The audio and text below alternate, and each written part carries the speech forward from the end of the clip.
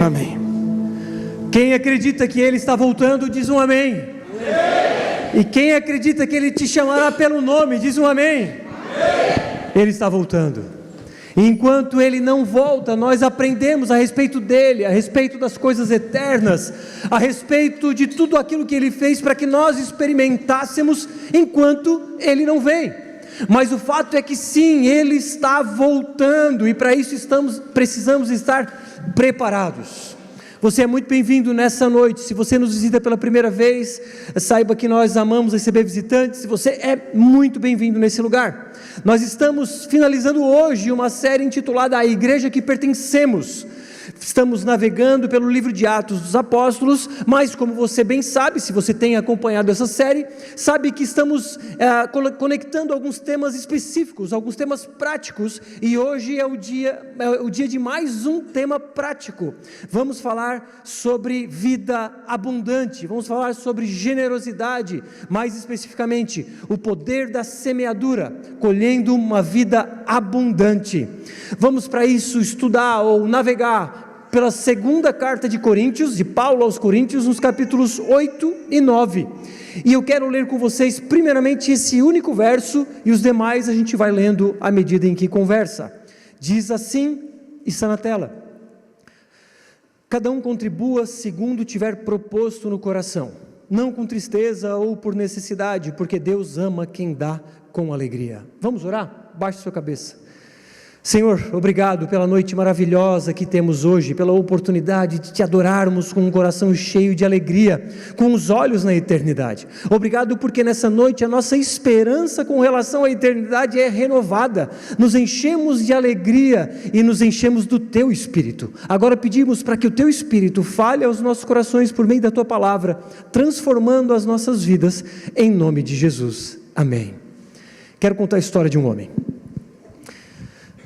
que entregou a sua vida para o reino de Deus. Esse homem abandonou tudo que tinha.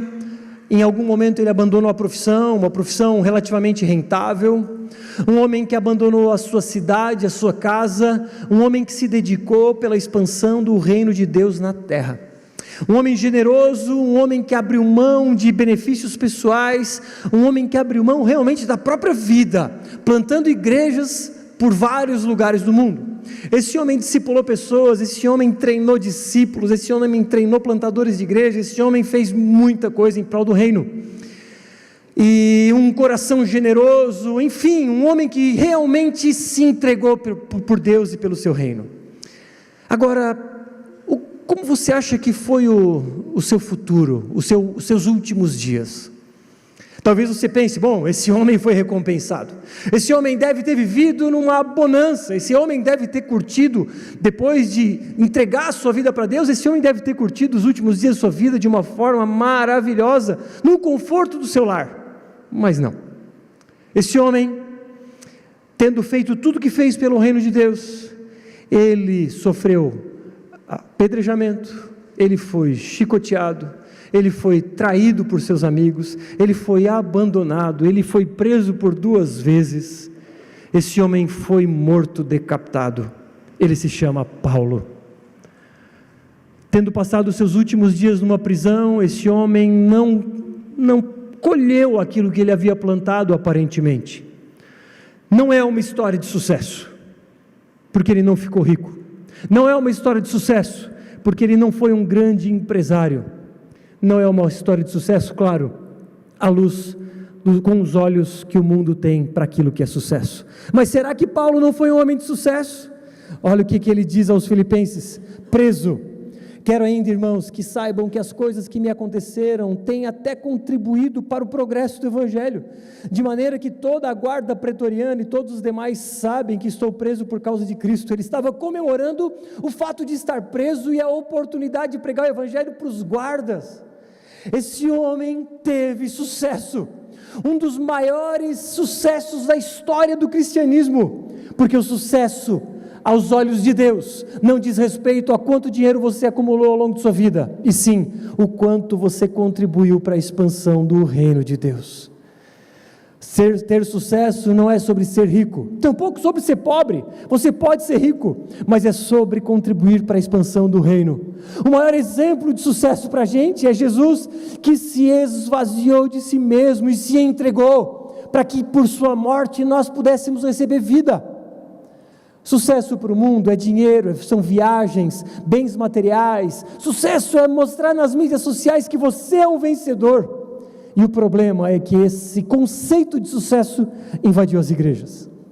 Esse conceito equivocado de sucesso fez com que pastores tenham pregado um falso evangelho.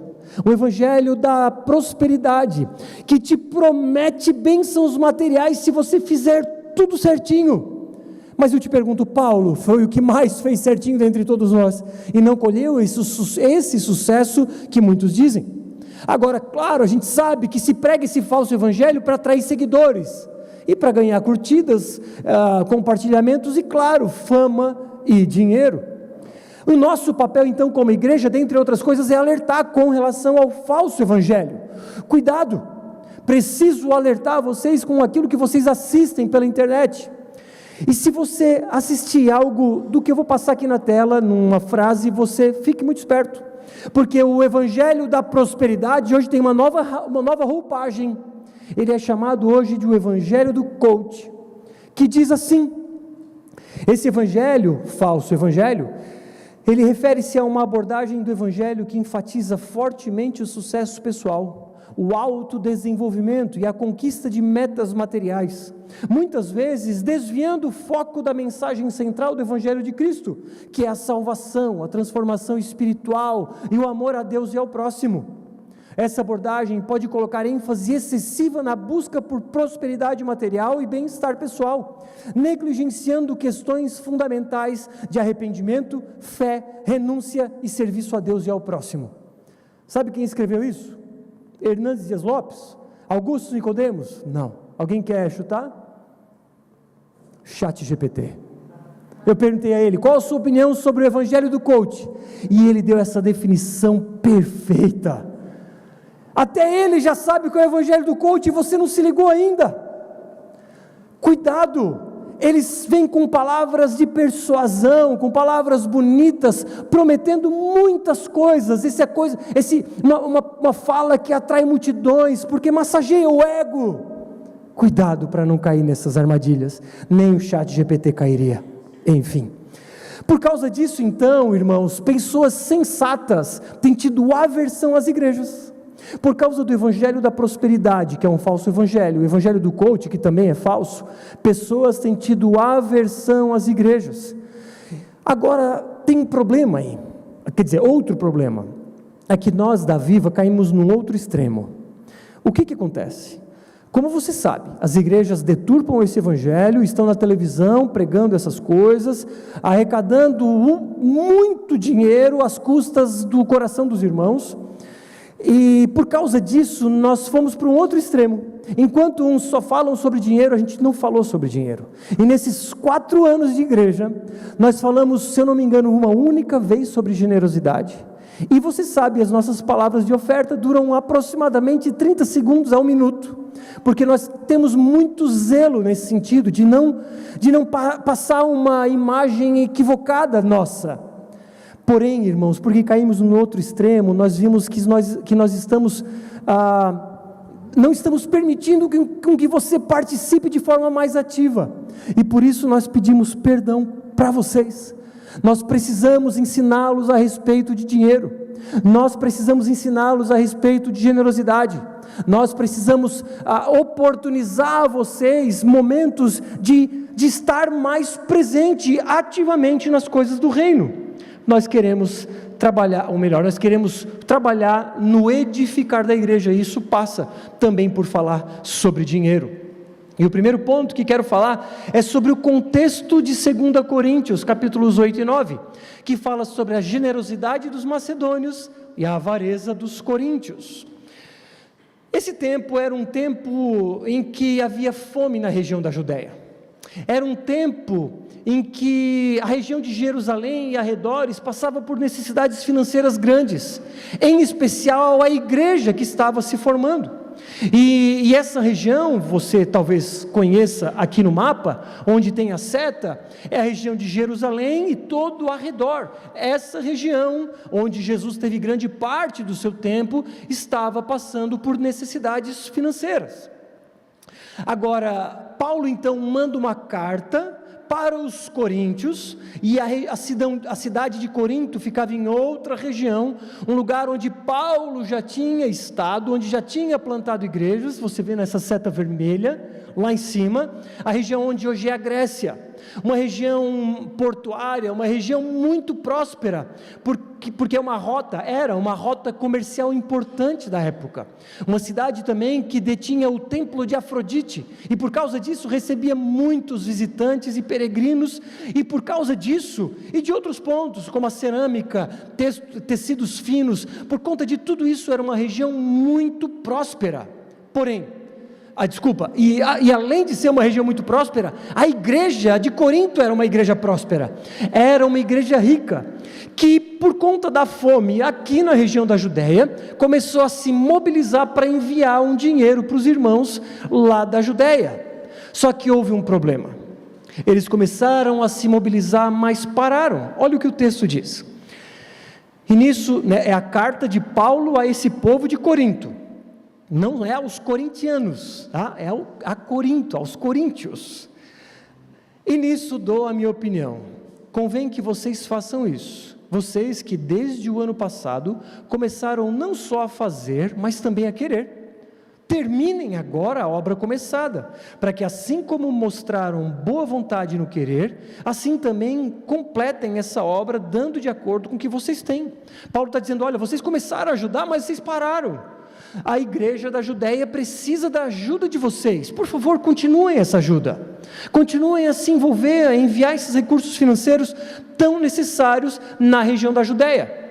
Agora, havia um outro extremo, a cidade de Macedônia. A região da Macedônia, que compunha diversas outras cidades, como Bereia, Filipos e outras cidades. A seta lá mais acima. Uma região que também é na região da Grécia, só que essa região estava empobrecida. Só que eles haviam sido encorajados pelos coríntios. Olha só, ora, quanto à assistência a favor dos santos, não é necessário que eu escreva a vocês, mas eu vou ter que escrever, como é que ele diz, porque conheço a boa vontade de vocês, da qual me orgulho diante dos macedônios, dizendo que os irmãos da Acaia, ou seja, Acaia é a grande região que tinha a cidade de Corinto e outras cidades, estão preparados desde o ano passado, e o zelo de vocês tem estimulado muitos deles. Ou seja, Paulo está dizendo, olha, coríntios, vocês foram generosos, vocês começaram bem, e a generosidade inicial de vocês constrangeu os macedônios. O povo da Macedônia foi influenciado positivamente, porque vocês começaram a ajudar, então eles também começaram a ajudar. Mas, não esqueçam, vocês precisam retomar essa ajuda, e esse era o encorajamento de Paulo aos coríntios. Mas havia um grande contraste. Enquanto os coríntios eram muito ricos, os macedônios eram muito pobres. Olha o que Paulo diz. Também, irmãos, queremos que estejam informados a respeito da graça de Deus que foi concedida às igrejas da Macedônia, porque no meio de muita prova de tribulação, manifestaram abundância de alegria, e a profunda pobreza deles transbordou em grande riqueza de generosidade. Porque posso testemunhar que na medida de suas posses, e mesmo acima delas, eles contribuíram de forma voluntária, pedindo-nos com insistência a graça de participarem dessa assistência aos santos. E não somente fizeram como nós esperávamos, mas pela vontade de Deus deram a si mesmos, primeiro ao Senhor, depois a nós. Percebe? Os coríntios começaram a ajudar e pararam. Os macedônios, empolgados ou estimulados pela ajuda dos coríntios, começaram a ajudar também. E eles eram pobres. E Paulo diz, olha, eles ajudaram acima das suas posses. Eram ricos no passado, mas por conta de invasão bárbara e o domínio romano, estavam na pobreza. Mas apesar da pobreza, eram muito generosos, dando além daquilo que eles podiam.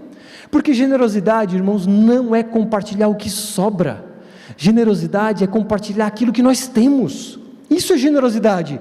É perder para que o outro ganhe. É contribuir para a necessidade do outro, mesmo que isso me custe algo.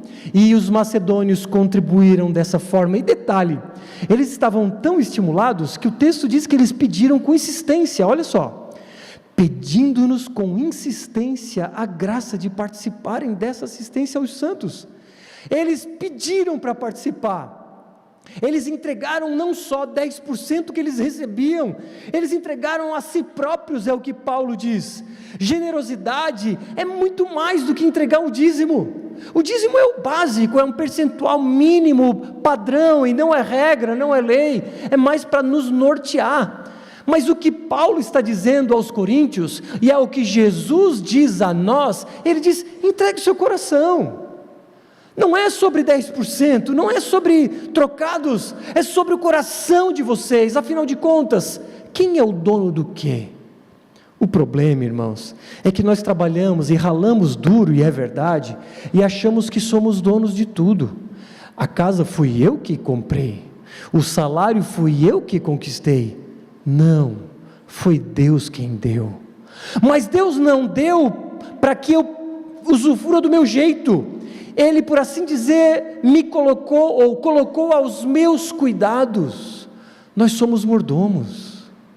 Portanto, não é sobre ter orgulho de entregar 10%, é sobre ser feliz em dizer que tudo que eu tenho pertence a Deus. Tudo que eu tenho pertence a Deus. E calma, não estou dizendo para entregar tudo para a igreja, não é nada disso. E peço perdão se é a sua primeira vez na igreja, e na primeira vez o pastor está falando sobre dinheiro. Eu sabia, esses pastores são todos iguais. Você deu a sorte ou o azar de dentro desses 4 anos cair justamente nesse dia, mas volte domingo que vem, a gente não vai mais falar sobre dinheiro, ao menos nesse tema, nesse momento. Mas é necessário edificar a igreja sobre isso, porque de novo, não é sobre entregar 10%, e detalhe, não estou dando essa fala porque estamos com a corda no pescoço, estamos no vermelho, não é sobre isso.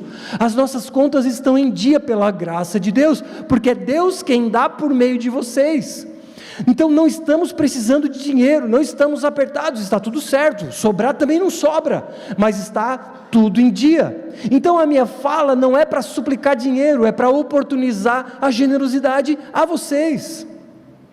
Então a lição que os macedônios ensinaram aos coríntios, é a lição que Deus nos ensina hoje, é sobre ser generosos mesmo em meio à dificuldade. É sobre entender que o sucesso da vida não está no acúmulo, o sucesso da vida está no envio, o sucesso da vida não está em experimentar os prazeres da vida ao máximo, o sucesso da vida está em compartilhar as bênçãos que Deus nos coloca aos nossos cuidados, porque se somos mordomos dele, somos abençoados para abençoar outras pessoas.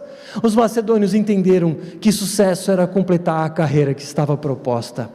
Paulo diz: porém nada considero a vida preciosa para mim mesmo, desde que eu complete a minha carreira e o ministério que recebi do Senhor Jesus para testemunhar o evangelho da graça de Deus. Não considero a minha vida preciosa para mim mesmo. O valor da minha vida não está no meu dinheiro, não está na minha casa, não está no meu carro, nem nas viagens que eu faço, ainda que tudo isso seja lícito e bom. Agora, o meu coração não pode estar nessas coisas, porque sucesso, como o texto diz, é completar a carreira e o ministério que eu recebi. E você recebeu de Deus uma carreira e um ministério. Como você tem cumprido? Como você tem vivido isso?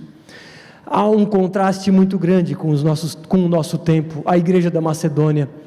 Enquanto que nós parecemos muito com os coríntios, que até queremos ajudar, mas somos tão apegados aos bens materiais, que o nosso maior desejo é enriquecer. Compartilhamos só o que sobra, quando sobra, e se não sobra, não compartilho. Que o exemplo dos macedônios, que é uma generosidade além das suas posses, uma generosidade em meio à pobreza, uma alegria em meio às tribulações, contamine os nossos corações, para que a gente viva essa vida de generosidade, que vai muito além de entregar 10%, como eu disse, é sobre entregar o coração, é sobre servir, é sobre se envolver, é sobre viver, para que a obra de Cristo se cumpra. Então, se vimos o contexto, agora temos outros 2 pontos. As motivações para a generosidade e os efeitos da generosidade. Então, motivações para a generosidade. Primeiro, as motivações erradas. Vamos ver o que Paulo diz a eles. Porque posso testemunhar que na medida de suas posses, e mesmo acima delas, eles contribuíram de forma voluntária. Paulo não colocou uma faca no pescoço deles. Paulo não disse: olha, se vocês não doarem para a igreja da Judéia, vocês vão para o inferno. Paulo não disse: olha, você conhece a história da Arca de Noé, não quero dizer nada, mas quem não é dizimista não vai entrar no céu, igual aqueles que ficaram fora da Arca de Noé. Não tem nada a ver. Paulo não usou o mérito dizendo: olha, se você der dinheiro você vai para o céu. Paulo também não usou o medo dizendo: olha, se você não ajudar, o devorador, o demônio devorador vai te pegar o teu dinheiro vai sumir. Não tem nada disso, irmãos. Quando alguém falar do devorador relacionar a dízimos, por favor, não dê ouvidos. Essa pessoa não entendeu o que Malaquias está dizendo e não entendeu que aquilo não se aplica diretamente aos nossos dias. E Paulo também não disse: olha, macedônios, se vocês ajudarem, vocês vão ser 5 vezes mais abençoados. Porque, irmãos, a história que eu contei para vocês de sucesso, a história do apóstolo Paulo, não foi a história de alguém que deu um carro e de repente recebeu um carro muito melhor. A história que eu contei para vocês não foi a história de um empresário que fez uma vultuosa doação em dinheiro para a igreja e depois fechou um negócio 5 vezes maior. Não foi sobre isso. E poderíamos usar testemunhos de pessoas generosas da igreja e que estão sendo abençoadas por Deus, mas, irmãos, nós não queremos vender aquilo que não necessariamente vai acontecer com você. O que vai acontecer com você é que você vai ser abençoado, e você vai abençoar pessoas, e você vai viver uma vida equilibrada, uma vida que nada falta, uma vida de uma entrega voluntária, não porque quer cumprir a lei de Moisés, não, até porque os dízimos são anteriores à lei de Moisés, não porque quer conquistar a salvação, não porque tem medo do inferno, não porque tem medo do devorador, e nem porque vai ganhar supostamente 5 vezes mais. Então, o que nos motiva a vivermos uma vida de generosidade? Primeiro motivo, a graça. Verso 1, também, irmãos, queremos que estejam informados a respeito da graça de Deus que foi concedida às igrejas da Macedônia. Eles eram pobres, mas muito generosos, porque estavam movidos por uma graça especial. Aí você pode dizer: mas eu não recebi essa graça não, então eu não vou ser generoso, Deus não me deu. Irmãos, precisamos ser honestos. Como são as nossas orações? Provavelmente são assim: Senhor, abençoa a minha vida financeira. Senhor, me dá mais dinheiro, me dá uma promoção no trabalho, me dá uma vida mais confortável, me dá uma vida melhor, me dá um carro novo, uma casa nova. Senhor, me dá. Quando que a nossa oração deveria ser: Senhor, eu não tenho essa graça da generosidade, por favor, me dá a graça de ter alegria no compartilhar, me dá a graça de ter a felicidade no distribuir, porque os macedônios entenderam que o privilégio maior estava no dar, não no receber, porque eles aprenderam com Jesus. Jesus disse o quê? É melhor dar do que receber. Mas o nosso prazer é acumular ou gastar.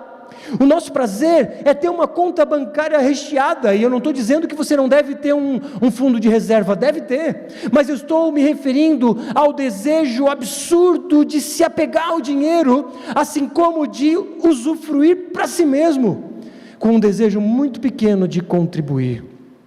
Hernandes Dias Lopes diz: a contribuição, portanto, não é um favor que fazemos aos necessitados, mas um favor imerecido que Deus faz a nós. A graça é a força, o poder, a energia da vida cristã, tal como ela age em nós por intermédio do Espírito Santo. A graça ama e se regozija em dar, em oferecer. Se temos a graça de Deus em nós, ela se mostrará no que oferecemos aos outros, e em tudo que dermos, devemos fazê-lo estando conscientes que é a graça de Deus que opera em nós. Irmãos, é a graça que nos motiva, é Deus que nos dá esse privilégio de contribuirmos, de fazermos parte da expansão do seu reino, por meio dos nossos recursos financeiros, que não são nossos, mas são deles. Outra motivação, o amor. Não digo isso na forma de mandamento, mas para provar se o amor de vocês é sincero, comparando-o com a dedicação de outros. Percebe que Paulo está dizendo, eu não estou apelando para mandamento, eu não estou apelando para a lei de Moisés, nem para o devorador, nem para o inferno.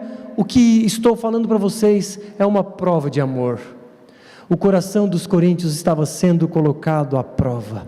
Irmãos, todos os meses, o meu coração e o seu é colocado à prova. Nós somos colocados, o nosso amor é colocado à prova. E aí? Deus me dá um dinheiro, mensalmente ou semanalmente, seja lá como é que você recebe.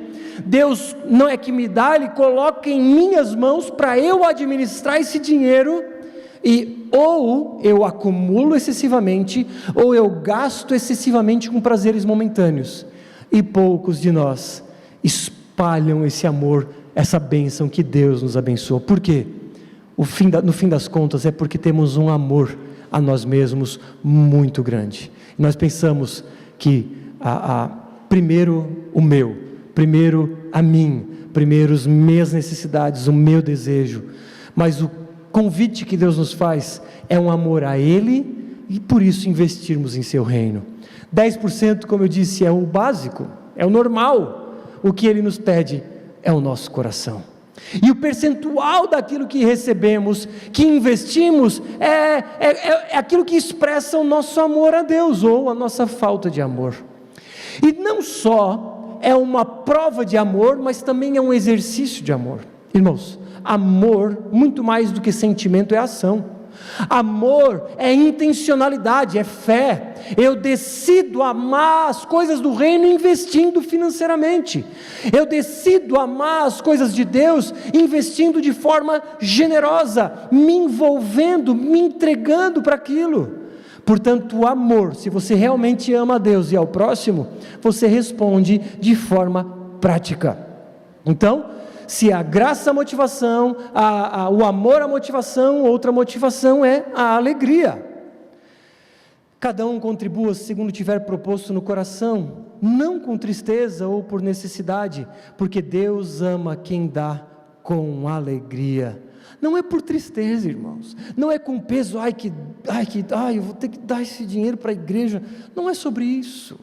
Não é sobre obrigação, não é sobre se apegar, é sobre se alegrar, é sobre se oportunizar, é sobre fazer parte daquilo que Deus está fazendo. Ser generoso não é motivo de peso, é motivo de alegria, é motivo de satisfação. Os macedônios imploraram pela oportunidade de participar, nós devemos implorar pela oportunidade de participarmos também com recursos financeiros. Às vezes alguém vem me dizer, Bruno, eu quero investir um valor X em um projeto da igreja. Eu digo, calma irmão, calma, vamos orar, ver se é isso, porque é muito dinheiro. E ele diz, não, por favor, eu quero, por favor, deixa com que eu me oportunize participar disso, porque eu trabalho, eu não tenho tempo para participar, então quero participar financeiramente. E eu sou obrigado a dizer, amém, obrigado e glória a Deus, que Deus te abençoe. Isso é implorar, isso é desejar, isso é querer fazer parte de forma generosa aquilo que Deus está fazendo no planeta Terra. E claro, pessoas que são verdadeiramente gratas, elas são alegres, e a sua alegria transborda em generosidade. E a última motivação é Jesus. Paulo diz, pois vocês conhecem a graça do nosso Senhor Jesus Cristo, que sendo rico, se fez pobre por amor de vocês, para que por meio da pobreza dele, vocês se tornassem ricos. E nisso dou a minha opinião, convém que vocês façam isso, vocês que desde o ano passado começaram não só a fazer, mas também a querer. Irmãos, Jesus é o nosso maior exemplo. Ele se faz pobre, ele se entrega, ele se abre mão da sua glória, vem para servir, em sua morte nós recebemos vida. Em seu sofrimento nós somos vivificados. Jesus entregou o que ele tinha de maior valor, a sua própria vida. Agora, como viveríamos em gratidão? Uma gratidão genuína que se expressa em ação, não fica em palavras. Uma vida que vive de forma grata todos os dias, entregando tudo que tem, entregando o próprio coração. E a generosidade então é a marca de um discípulo de Jesus realmente grato.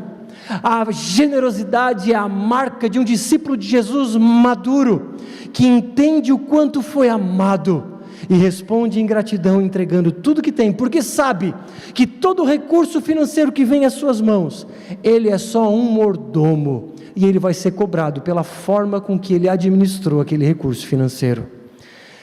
E por fim, qual o resultado da generosidade? O primeiro deles, nós somos abençoados. 2 Coríntios capítulo 9, e isso afirmo: aquele que semeia pouco, também colherá pouco, e o que semeia com fartura, também colherá com fartura. E Deus, que dá semente ao que semeia e pão para alimento, também suprirá e aumentará as sementes e multiplicará os frutos da justiça de vocês. Assim, vocês serão enriquecidos em tudo, para toda generosidade, a qual, por meio de nós, resulta em orações de gratidão a Deus. Paulo faz uma metáfora, a metáfora da plantação. Ele fala sobre sementes que são semeadas e frutificam. E ele diz que o dinheiro é como uma semente. E como uma semente, ela precisa ser plantada. Ela precisa ser semeada. E essa semente chamada dinheiro, quando semeada, ela gera fruto. Por isso, há uma contradição em acumular sementes. Acumulo sementes para a próxima temporada de plantação, mas se eu acumular todas as minhas sementes, eu não vou plantar, não vou ter fruto, e os bichos vão comer essas sementes, ok? Tem um fundo de reserva, tem sementes guardadas, sempre que possível, mas cuidado com o excesso de acúmulo. Essas sementes precisam ser semeadas, para que gere fruto. Outro problema é comer as sementes, é achar que todo aquele acúmulo é para ser usufruído por mim mesmo. Vai faltar semente para a próxima temporada. Não podemos consumir essas sementes que Deus nos dá para benefício próprio somente. As sementes precisam ser semeadas. Como que o dinheiro precisa morrer, como a semente precisa morrer para gerar fruto, o dinheiro precisa morrer para gerar fruto. O dinheiro precisa circular para abençoar outros. E como Paulo disse, Deus dá semente a quem semeia. Olha só o que o texto diz, verso 10: e Deus, que dá semente ao que semeia e pão para o alimento, também suprirá e aumentará as sementes. Ou seja, aquele que não semeia, Deus não dá semente. Por que Deus vai dar semente àquele que acumula? Não vai dar. Deus dá semente para aquele que aproveita a semente para espalhar. Por que Ele daria semente a quem acumula? Por que Ele daria semente a quem usufrui? Quem semeia, quem compartilha, quem distribui bênçãos, é mais que abençoado, é mais do que bem-aventurado. Portanto, aquele que é generoso, compartilha, e por isso, aquele que compartilha, recebe mais sementes. É um ciclo. Como eu vou ter espaço na minha sementeira, por assim dizer, se eu não compartilhar? À medida em que eu compartilho, Deus manda mais semente. Olha o que Provérbios diz, Provérbios 11, 24, uns dão com generosidade e têm cada vez mais, outros retêm mais do que é justo e acabam na pobreza. A pessoa generosa prosperará, e quem dá de beber terá a sua sede saciada. Olha só, isso é muito forte. Uns dão com generosidade e têm cada vez mais, mas não é que tem cada vez mais porque acumulam, é porque eles fazem girar. Outros retêm mais do que é justo e acabam na pobreza. Parece um contrassenso, é um paradoxo. A pessoa que compartilha tem mais e nunca falta, agora quem retém tem falta. Essa é a lógica de Deus. Eu tenho certeza, irmãos, que ninguém nunca se arrependeu em ser generoso, porque Deus é fiel à sua palavra. Provérbios 22 também diz: o generoso será abençoado, porque reparte o seu pão com os pobres. É sobre partilhar, é sobre espalhar, é sobre distribuir, não é sobre ficar para mim, não é sobre usufruir só para mim, é sobre ser abençoado e ser instrumento de bênção para outros. Vai faltar recurso? Não vai faltar, porque Ele é fiel. Agora você pode se perguntar: mas Bruno, na minha casa falta, e falta bastante. Talvez, e eu não posso afirmar, talvez seja uma disciplina da parte de Deus. Talvez Deus esteja te oportunizando uma transformação do coração. A falta, muitas vezes, então, é Deus dando uma disciplina para que a gente acorde e deixe com que o nosso coração generoso seja despertado, seja acordado. Então, Deus disciplina aqueles que retêm, para que aprendam que é melhor dar do que receber, e às vezes a disciplina é a falta. Mas é fato que aqueles que são generosos vão viver uma vida abundante. E eu não estou dizendo que vão ser ricos, embora possam ser ricos.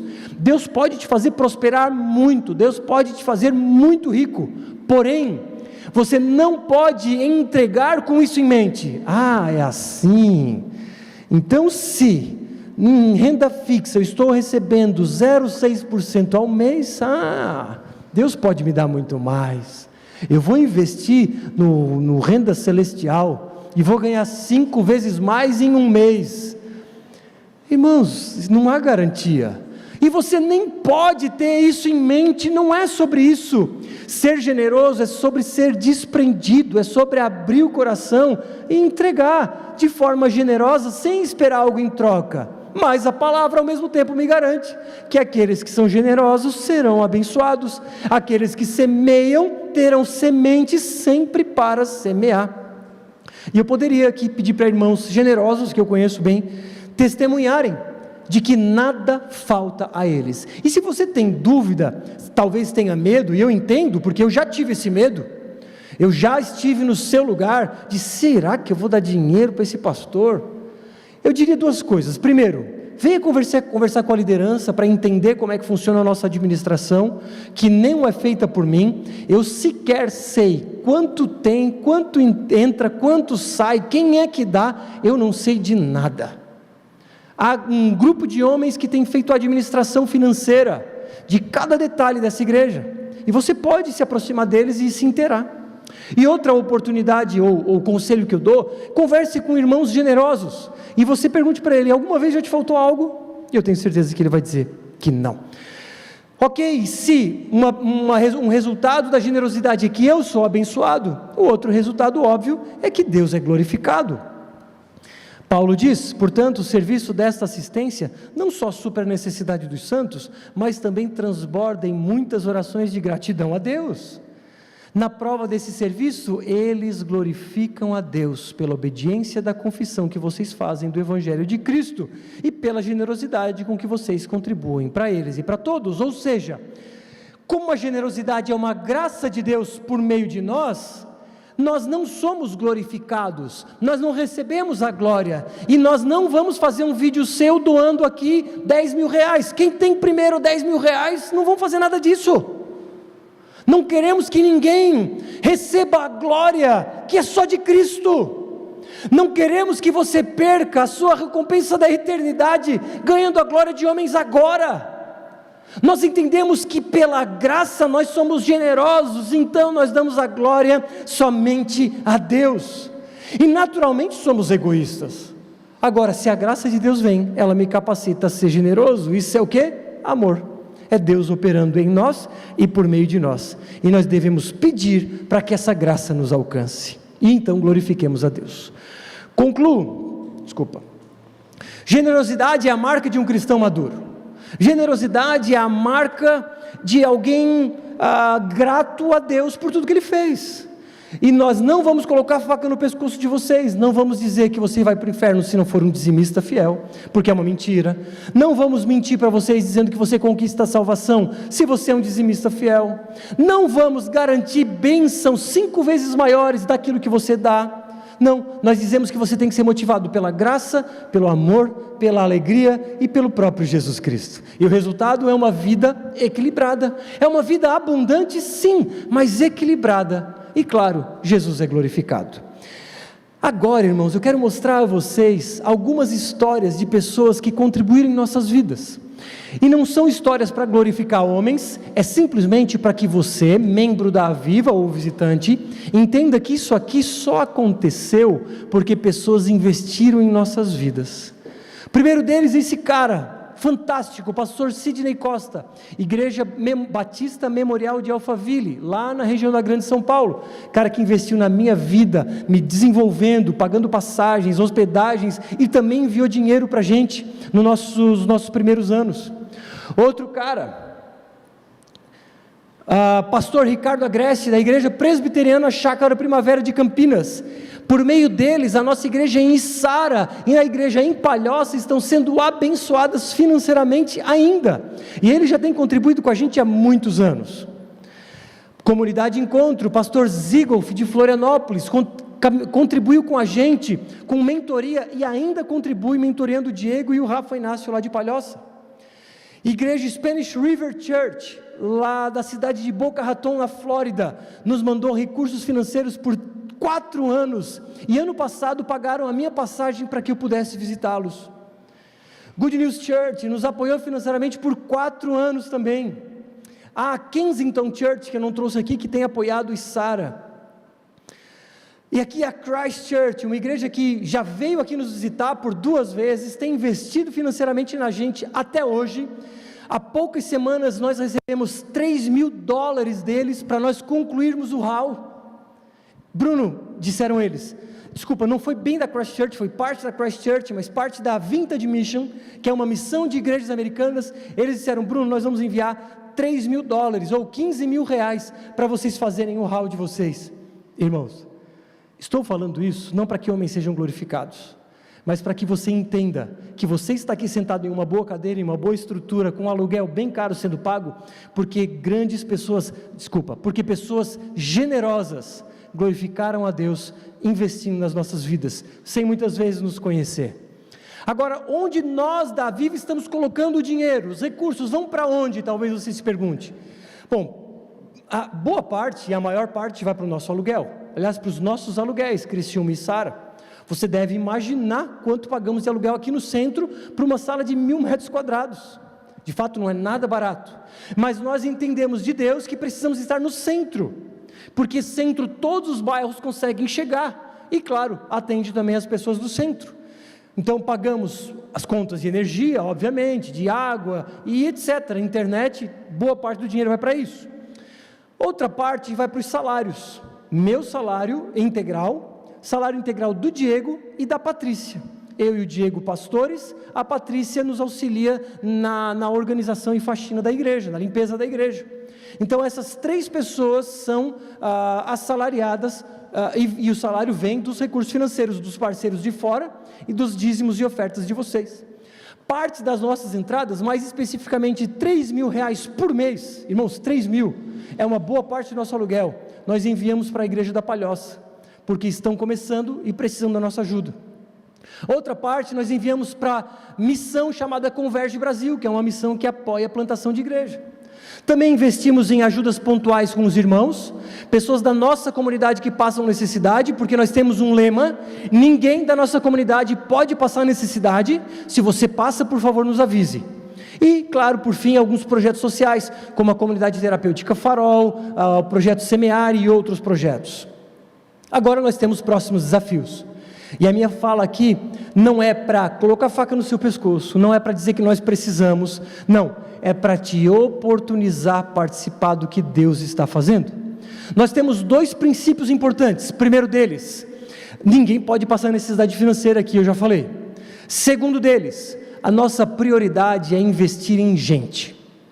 Ao invés de investirmos em cesta básica, que embora a gente também faça isso, mas a nossa prioridade é investir em pastores, em mulheres, em líderes, que a gente possa pagar o salário, porque entendemos que um pastor contratado pela nossa igreja pode fazer muito mais do que uma cesta básica. Ele vai levar Jesus para as pessoas, e nós sabemos que onde há Jesus não há falta de nada. Então nós somos uma igreja muito pequena, eu diria, tamanho pequeno, médio, e nós já temos 2 pastores contratados de forma integral, porque nós priorizamos vocês, o cuidado de vocês, ao invés de valorizarmos, de repente, o peixe que a gente poderia dar. Nós valorizamos pastores que podem cuidar de pessoas, podem desenvolver pessoas, e essas pessoas desenvolvidas são grandes pescadores que ensinam outros tantos a pescar. Portanto, nós temos alguns desafios, E eu quero apresentar esses desafios para ver se você se encaixa especificamente em algum deles, ou de forma genérica, está tudo certo. E o nosso foco, como eu disse, é contratar gente. Primeiro deles, contratar uma mulher para pastorear mulheres. As demandas femininas são grandes, e nós estamos orando para que Deus nos dê recurso financeiro e uma mulher que possa se dedicar no pastoreio de outras mulheres. Estamos orando inclusive para que talvez, se for da vontade de Deus, a Lela abra mão do trabalho dela para poder se dedicar a isso, mas precisamos de fé para dar esse passo, e precisamos, claro, que os irmãos estejam em oração com a gente, para entendermos se é da vontade de Deus fazermos isso, para que as mulheres tenham uma mulher para cuidar diariamente, todos os dias, aliás, de domingo a sexta, sábado ela é minha. Outro desafio é contratar um pastor para novas gerações, um pastor que possa cuidar de crianças, adolescentes, jovens e dos pais de todos esses. Outro desafio que eu não coloquei aqui, eu acabei esquecendo, é um diretor administrativo, um diretor executivo, que cuide de liderar as equipes, os voluntários, cuide dos aspectos financeiros e administrativos, que hoje tem sido feito parte por mim, parte pelo Diego. Parte por mim, porque eu fico com as equipes, e o Diego fica com a parte administrativa e financeira. Próximo desafio, contratarmos um diretor para cuidar dos projetos sociais, como por exemplo a comunidade terapêutica Farol. Você está convidado a conhecer. É uma comunidade que trata de dependentes químicos homens. Nós podemos, se for da vontade de Deus, assumir esse lugar, mas precisamos do envolvimento da igreja, não só servindo, como também investindo financeiramente. Temos o projeto Semear, que tem ajudado diversas famílias. Você pode se envolver com os bazares, por exemplo, que inclusive teremos mais um bazar de inverno. Queremos também investir em uma nova igreja por ano. Ano que vem temos um desafio de plantar ou investir em uma nova plantação, uma nova igreja, e no ano seguinte mais uma, e no ano seguinte mais uma, e assim sucessivamente até que Jesus volte. E um outro grande desafio, irmãos, é plantarmos igrejas na Jordânia e na Síria. Estamos já conversando sobre uma nova viagem, sobre ajudarmos na plantação de igrejas lá. Você pode se envolver também com esse projeto. Enfim, agora finalizo com algumas aplicações. Primeira delas, irmãos, é que o 10% dízimo não é regra, não é lei, ele é anterior à lei de Moisés. Ele é basicamente um princípio de proporcionalidade referencial. Ele é um princípio percentual, porque a gente contribui conforme a gente ganha. Alguém que ganha pouco contribui menos do que aquele que ganha muito, normal, é em termos percentuais. E o 10% é um valor de referência, é para eu ter uma noção, uma base. Mas claro, generosidade vai muito além de 10%, é sobre investir o coração, investir a vida no reino. Meu convite é para que você exercite a generosidade, seja intencional, investindo nas coisas do reino, para que o reino avance pela fé. Agora, irmãos, um passo diferente que vamos dar, nós vamos usar do culto para momento de oferta. Lembra que eu disse, a gente tem medo de falar sobre dinheiro, a gente não quer que pensem mal, mas a gente entende que a gente estava negligenciando. Então, nós entendemos que ofertar é um momento de adoração, e nós faremos aqui no culto. Portanto, vocês já viram que tem umas plaquinhas no encosto das cadeiras de vocês, ali é um QR Code, que você entra no aplicativo do banco de você, e ali você pode, Pix com QR Code, sabe, vai direto, ali também tem um número, também tem envelopes, tem máquina de cartão, enfim, mas faremos isso durante o culto, para que você seja oportunizado a adorar a Deus, por meio de recursos financeiros. E por fim, abrace uma causa. Qual dessas causas toca o seu coração? Talvez você seja tocado especificamente por uma delas, fale com a gente, ou não, fui tocado por todas, por assim dizer, estamos juntos, e vou viver uma vida contribuindo para que o reino avance em nossa região. Irmãos, essa fala de novo, não é porque estamos passando por necessidade, é uma fala para oportunizar você a fazer parte daquilo que Deus está fazendo em Criciúma, em Sara, Palhoça e até os confins da terra. A banda pode subir e você pode baixar a sua cabeça, vamos orar.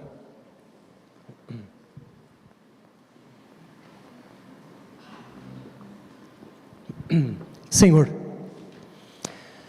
obrigado pela oportunidade de falarmos de forma aberta, tranquila e acima de tudo honesta sobre dinheiro. Obrigado porque nós não somos obrigados a colocar uma faca no pescoço dos irmãos, porque nós confiamos na provisão que vem do Senhor. Obrigado porque o Senhor tem dado sabedoria para os líderes dessa igreja, a cuidarem bem dos recursos financeiros que o Senhor tem mandado. Obrigado porque existe honestidade, existe transparência, existe mordomia daquilo que o Senhor tem mandado. Muito obrigado, Senhor. Agora, eu peço para que o Teu Espírito Santo toque em nossos corações, a começar pelo meu, para que sejamos verdadeiramente generosos.